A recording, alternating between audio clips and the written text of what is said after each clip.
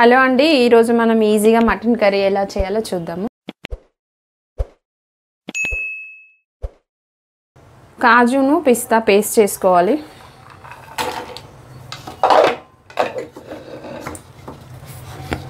తర్వాత ఒక ప్యాన్ పెట్టుకొని 1 కప్ ఆయిల్ తీసుకోవాలి. పెద్ద సైజు కప్ అండి. ఆయిల్ హీట్ కానివ్వండి. ఆయిల్ హీట్ అయింది. ఇప్పుడు షాజీరా, చెక్క, ఇలైచి, లవంగాలు నేను చూపించిన క్వాంటిటీలో వేసుకోండి. నేను చేసేది 1 kg మటన్. నెక్స్ట్ ఆనియన్స్ వేసుకోవాలి, పెద్ద సైజు కప్పు నిండా.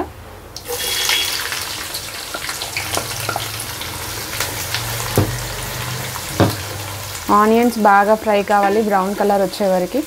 ఆనియన్స్ తొందరగా మగ్గడానికి ఒక 1/2 స్పూను ఉప్పు వేసుకోవాలి. ఇది పచ్చిమిర్చి వేయాలి. ఇవి కూడా ఆయిల్లో ఫ్రై కావాలి. ఇప్పుడు ఈ ఆనియన్స్ ఫ్రై అయినాయండి. నెక్స్ట్ మనం 1 kg మటన్ కదా, ఇదిగో ఇందులో వేసేయాలి.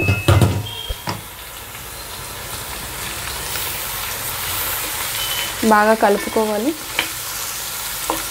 ఈ మటన్ మంచిగా ఆయిల్లో ఫ్రై కావాలి.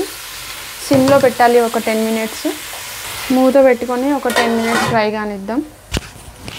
నెక్స్ట్ పసుపు వేద్దాం 1 స్పూను.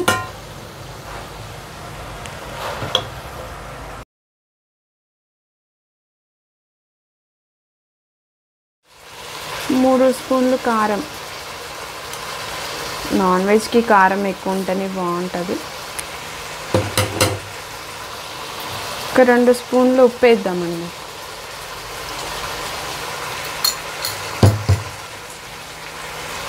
వేసి కలుపుకుందాం.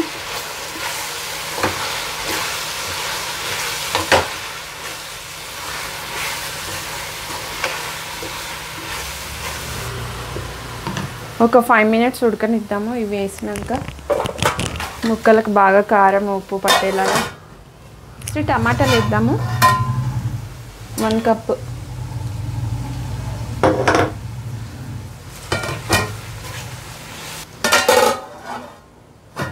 నెక్స్ట్ కాజు పిస్తా పేస్ట్ చేసాం కదా, ఈ పేస్ట్ వేసేసుకుంటాం.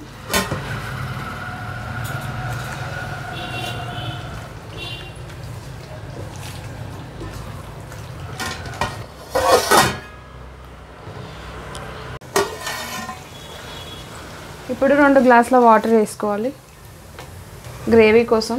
ఇప్పుడు మూత పెట్టి ఒక 20 నిమిషాలు ఉడకనివ్వాలి మటన్ని. ఇప్పుడు మటన్ ఉడికిందో లేదో చూద్దాం ఒకసారి.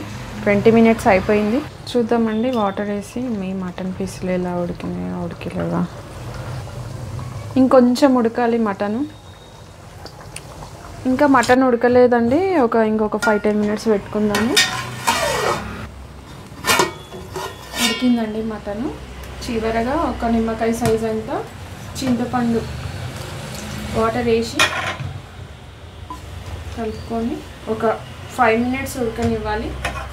అయిందండి. చివరగా గరం మసాలా ఒక 2 స్పూన్లంతా, 1 కప్పు పుదీనా, 1 కప్పు కొత్తిమీర వేసి కలుపుకోవాలి.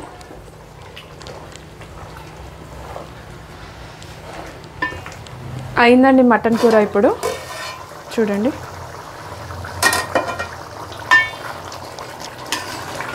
పీసెస్ కూడా ఉడికిపోయినాయి. ఇప్పుడు స్టవ్ ఆఫ్ చేసుకోవాలి. అంతే అండి, మటన్ కర్రీ రెడీ అయిపోయింది. మా వీడియో మీకు నచ్చినట్టయితే లైక్ చేయండి, షేర్ చేయండి, మా ఛానల్ని సబ్స్క్రైబ్ చేసుకోండి.